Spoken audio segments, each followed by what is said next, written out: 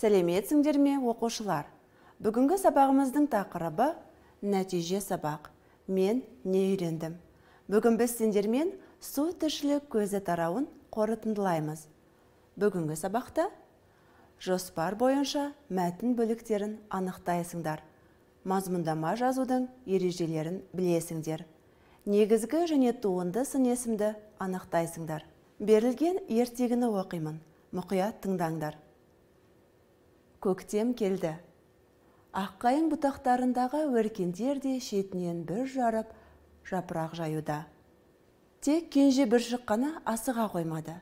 Бірақ күннен күнге жылуы күшейе түскен күн сәулесі аймалап жүріп, оны да қауызын жарып шықпасына қоймады. Бойына жылу жүгіріп, есінеген бүршік кенет жарыққа шықты. Демде жасыл жапыраққа айналды. Ол өзін қоршап тұрған табиғаттың сұлулығын көріп, қайран қалды. Табиғат қандай әдемі еді. Жапырақ жан-жағына көзі тоймай қараумен болды. Құстардың сайраған көңілді үніне құлақ түрді. Самал желмен тербеле бақытты күй кешті. Бір күні күн суыта бастады. Жауын жауғаннан кейін бойы мұздады. Жапырақтар сары, қоңыр, қызыл түске боянды. Аспанды жиі-жиі бұлт торлайтын болды. Бір күні ол аққайың анадан табиғаттың бұл өзгерісінің сырын сұрады. Балалар, ертегідегі жұлдызшамен берілген сөздердің мағынасын біліп алайық. Өркен. Өсімдік сабағындағы бүршіктер түбінен пайда болатын желі, өре. Бір жару, бүршік жару, бүршіктену, гүл жару. Қауыз. Астық дәнінің қабығы.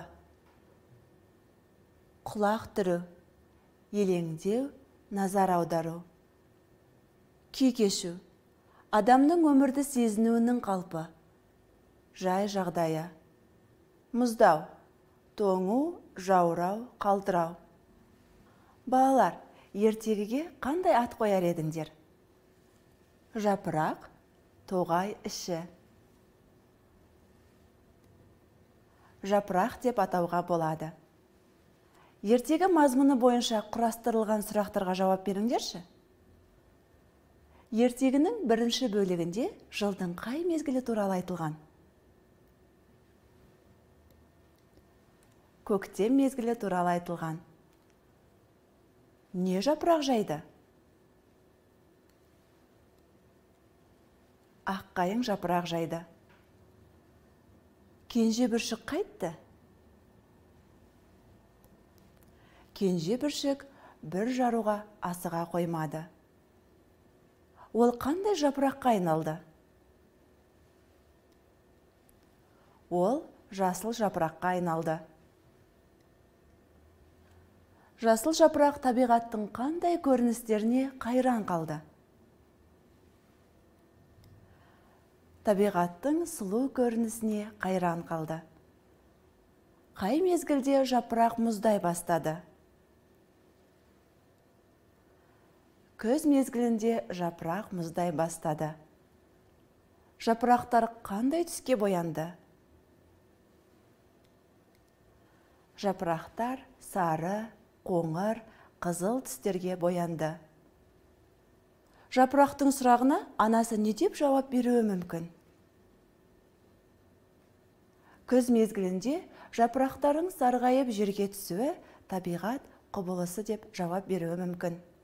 Балалар, сұрақтардағы сұрау мағынасындағы сөздерге назар аударайық.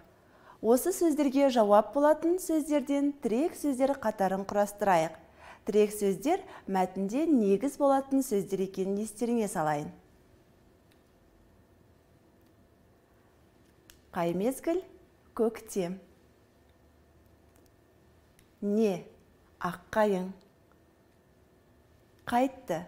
Асыға қоймады. Қандай көрінісі? Сұлу көрінісі.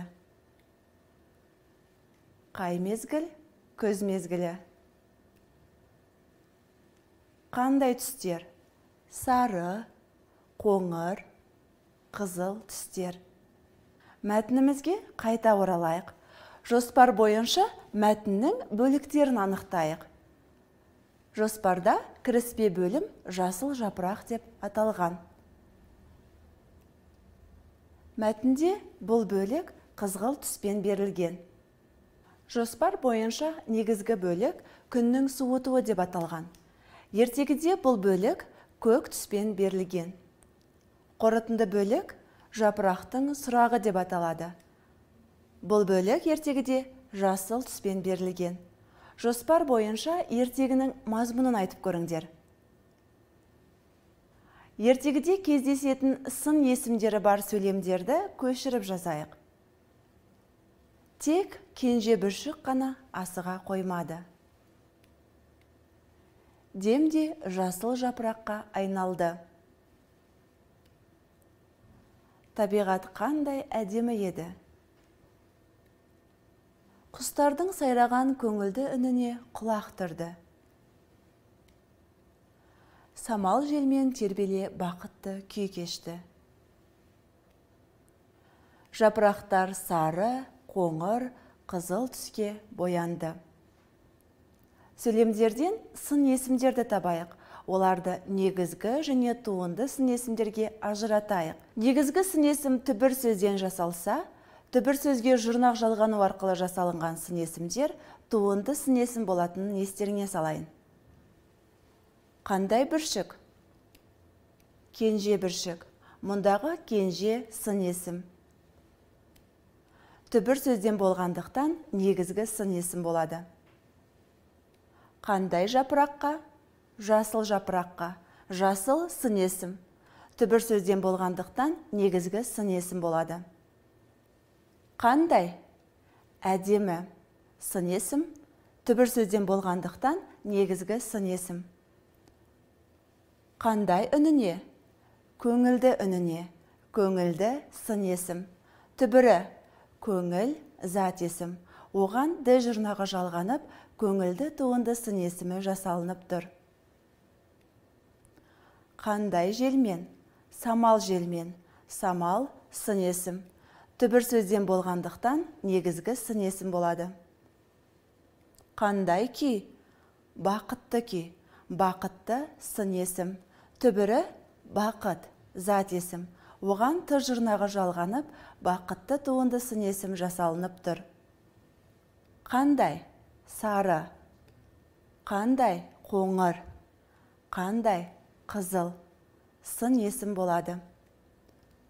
Түбір сөзден болғандықтан негізгі сын есім болады.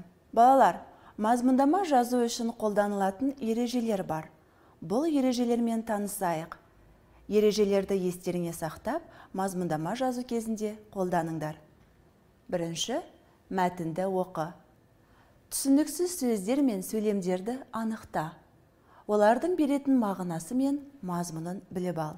Мәтіннің тақырыбы мен ондағы негізгі ойды анықта. Мәтін авторының оларды қалай ашқанына назар аудар. Мәтіннің тақырыбы мен ондағы негізгі ойды ашу үшін қандай сөздерді қолдану қажеттігін ойлан. Жоспар құр. Ол үшін мәтін бөліктерінің санын анықта. Әр бөліктегі басты нәрсені белгілеп ат қой. Жазуда қиындық келтіретін сөздерді тауып жаз. Олардың жазылуын есте сақта. Сөйлемдердің құрылымына және олардың тыныс белгісіне назар аудар. Мәтінді тағы бір оқып шық. Мазмұнын іштей айтып көр. Жоспар бойынша мазмұндама жаз. Әр бөлікті азат жолдан бастап жазуды ұмытпа. Жазған мазмұндамаңды тексер. Бұл мазмұндаманың ережелерін естеріңе сақтап алыңдар. Бүгінгі сабағымызды қорытындылайық. Бүгінгі сабақта негізгі және туынды сын есімді анықтадыңдар. Жоспар бойынша мәтін бөліктерін анықтап, мазмұндама жазудың ережелерін білдіңдер. Бүгінгі сабағымыз аяқталды. Сау болыңдар.